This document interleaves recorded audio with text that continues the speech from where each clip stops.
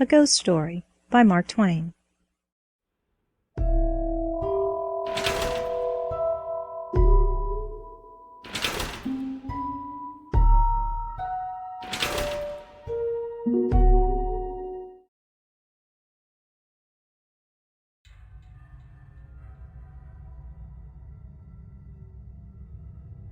A Ghost Story by Mark Twain.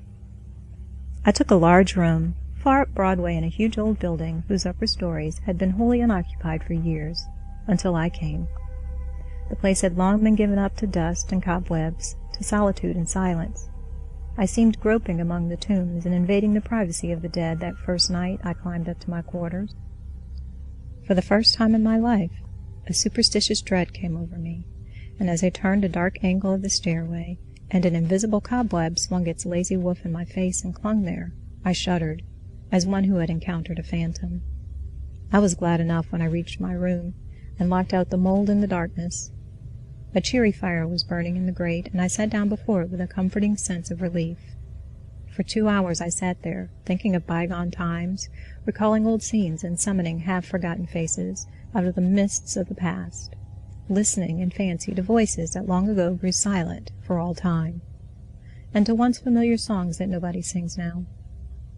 And as my reverie softened down to a sadder and sadder pathos, the shrieking of the winds outside softened to a wail, the angry beating of the rain against the panes diminished to a tranquil patter, and one by one the noises in the street subsided until the hurrying footsteps of the last belated straggler died away in the distance and left no sound behind.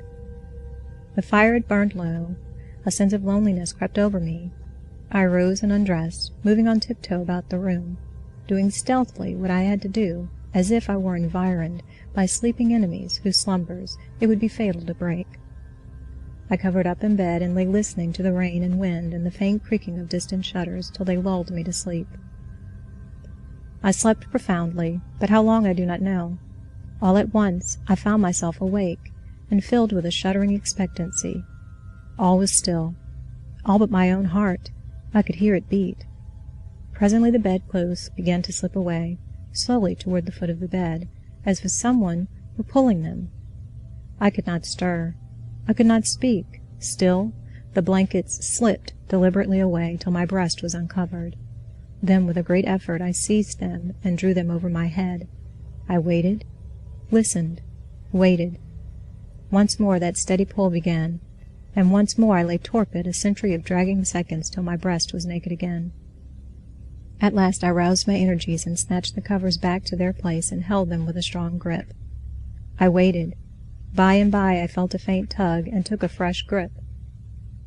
The tug strengthened to a steady strain. It grew stronger and stronger. My hold parted, and for the third time the blanket slid away. I groaned. An answering groan came from the foot of the bed. Beaded drops of sweat stood upon my forehead. I was more dead than alive. Presently I heard a heavy footstep in my room. The step of an elephant, it seemed to me. It was not like anything human, but it was moving from me. There was relief in that. I heard it approach the door, pass out without moving bolt or lock, and wander away among the dismal corridors, straining the floors and joists till they creaked again as it passed, and then silence reigned once more. When my excitement had calmed, I said to myself, "This is a dream, simply a hideous dream." And so I lay thinking it over until I convinced myself that it was a dream. And then a comforting laugh relaxed my lips, and I was happy again. I got up and struck a light, and when I found that the locks and bolts were just as I had left them, another soothing laugh welled in my heart and rippled from my lips. I took my pipe and lit it, and was just sitting down before the fire when, down with the pipe out of my nerveless fingers. The blood forsook my cheeks, and my placid breathing was cut short with a gasp. In the ashes, on the hearth, side by side with my own bare footprint, was another, so vast that in comparison mine was but an infant's. Then I had had a visitor, and the elephant tread was explained. I put out the light and returned to bed, palsied with fear. I lay a long time peering into the darkness and listening. Then I heard a grating noise overhead, like the dragging of a heavy body across the floor. Then the throwing down of the body and the shaking of my windows in response to the concussion. In distant parts of the building, I heard the muffled slamming of doors. I heard at intervals stealthy footsteps creeping in and out among the corridors and up and down the stairs. Sometimes these noises approached my door, hesitated, and went away again. I heard the clanking of chains faintly in remote passages, and listened while the clanking grew nearer. While it wearily climbed the stairs, marking each move by a loose surplus of chain that fell with an accented rattle upon each succeeding step, as the goblin that bore it advanced. I heard muttered sentences, half-uttered screams that seemed smothered violently, and the swish of invisible garments, the rush of invisible wings. Then I became conscious that my chamber was invaded, that I was not alone. I heard sighs and breathings about my bed, and mysterious whisperings. 3 little spheres of soft phosphorescent light appeared on the ceiling directly over my head, clung and glowed there a moment, and then dropped, 2 of them upon my face, and 1 upon the pillow. They spattered liquidly and felt warm. Intuition told me that they had turned to gouts of blood as they fell. I needed no light to satisfy myself of that. Then I saw pallid faces, dimly luminous, and white uplifted hands, floating, bodiless, in the air, floating a moment, and then disappearing. The whispering ceased, and the voices and the sounds, and a solemn stillness followed. I waited and listened. I felt that I must have light or die. I was weak with fear. I slowly raised myself toward a sitting posture, and my face came into contact with a clammy hand. All strength went from me, apparently, and I fell back like a stricken invalid. Then I heard the rustle of a garment. It seemed to pass to the door and go out. When everything was still once more, I crept out of bed, sick and feeble, and lit the gas, with a hand that trembled as if it were aged with 100 years. The light brought some little cheer to my spirits. I sat down and fell into a dreamy contemplation of that great footprint in the ashes. By and by, its outlines began to waver and grow dim. I glanced up, and the broad gas flame was slowly wilting away. In the same moment, I heard that elephantine tread again. I noted its approach, nearer and nearer, along the musty halls, and dimmer the light waned. The tread reached my very door and paused. The light had dwindled to a sickly blue, and all things about me lay in a spectral twilight. The door did not open, and yet I felt a faint gust of air fan my cheek, and presently was conscious of a huge, cloudy presence before me. I watched it with fascinated eyes. A pale glow stole over the thing. Gradually its cloudy folds took shape. An arm appeared, then legs, then a body, and last a great sad face looked out of the vapor. Stripped of its filmy housings, naked, muscular and comely, the majestic Cardiff giant loomed above me. All my misery vanished, for a child might know that no harm could come with that benignant countenance. My cheerful spirits returned at once, and in sympathy with them the gas flamed up brightly again. Never a lonely outcast was so glad to welcome company as I was to greet the friendly giant. I said, "Why, is it nobody but you? Do you know I've been scared to death for the last 2 or 3 hours? I am most honestly glad to see you. I wish I had a chair. Here, here, don't try to sit down in that thing." But it was too late. He was in it before I could stop him, and down he went. I never saw a chair shivered so in my life. "Stop, stop, you'll ruin Too late again. There was another crash, and another chair was resolved into its original elements. "Confound it! Haven't you got any judgment at all?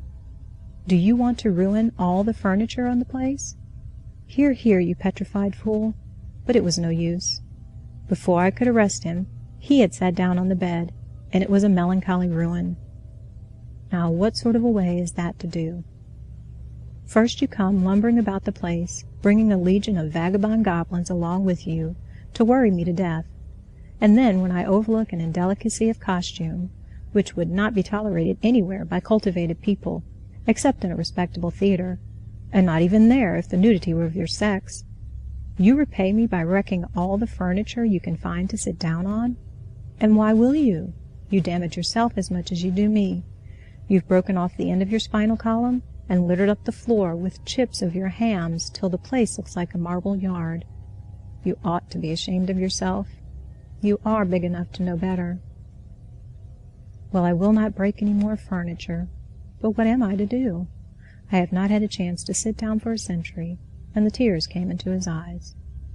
Poor devil, I said, I should not have been so harsh with you, and you are an orphan too, no doubt. But sit down on the floor here. Nothing else can stand your weight. And besides, we cannot be sociable with you away up there above me. I want you down here where I can perch on this high counting-house stool and gossip with you face to face. So he sat down on the floor and lit a pipe which I gave him, threw one of my red blankets over his shoulder, inverted my sitz-bath on his head, helmet fashion, and made himself picturesque and comfortable. Then he crossed his ankles, while I renewed the fire, and exposed the flat, honeycombed bottoms of his prodigious feet to the grateful warmth.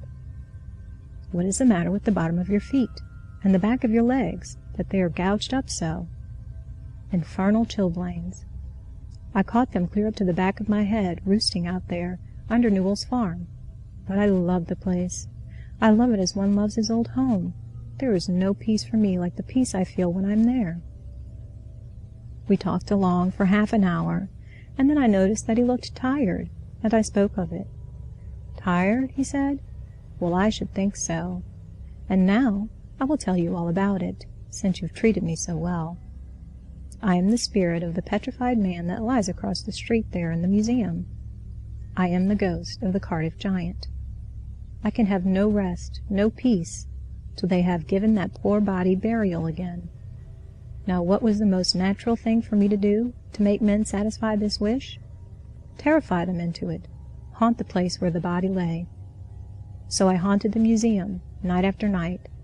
I even got other spirits to help me, but it did no good, for nobody ever came to the museum at midnight. Then it occurred to me to come over the way and haunt this place a little. I felt that if I ever got a hearing, I must succeed, for I had the most efficient company that perdition could furnish. Night after night, we have shivered around through these mildewed halls, dragging chains, groaning, whispering, tramping up and down stairs, till, to tell you the truth, I am almost worn out. But when I saw a light in your room tonight, I roused my energies again and went at it with a deal of the old freshness. But I am tired out, entirely fagged out. Give me, I beseech you, give me some hope. I lit off my perch in a burst of excitement and exclaimed, This transcends everything, everything that ever did occur. Why, you poor blundering old fossil, you've had all your trouble for nothing. You've been haunting a plaster cast of yourself. The real Cardiff giant is in Albany. Confound it! Don't you know your own remains? I never saw such an eloquent look of shame, of pitiable humiliation, overspread a countenance before. The petrified man rose slowly to his feet and said, Honestly, is that true? As true as I'm sitting here. He took the pipe from his mouth and laid it on the mantel, then stood irresolute a moment, unconsciously from old habit thrusting his hands where his pantaloons' pockets should have been, and meditatively dropping his chin on his breast, and finally said, Well, I never felt so absurd before. The petrified man has sold everybody else, and now the mean fraud has ended by selling its own ghost. My son, if there is any charity left in your heart for a poor, friendless phantom like me, don't let this get out. Think how you would feel if you had made such an ass of yourself. I heard his stately tramp die away, step by step down the stairs and out into the deserted street, and felt sorry that he was gone. Poor fellow! And sorrier still that he had carried off my red blanket in my bathtub. End of A Ghost Story.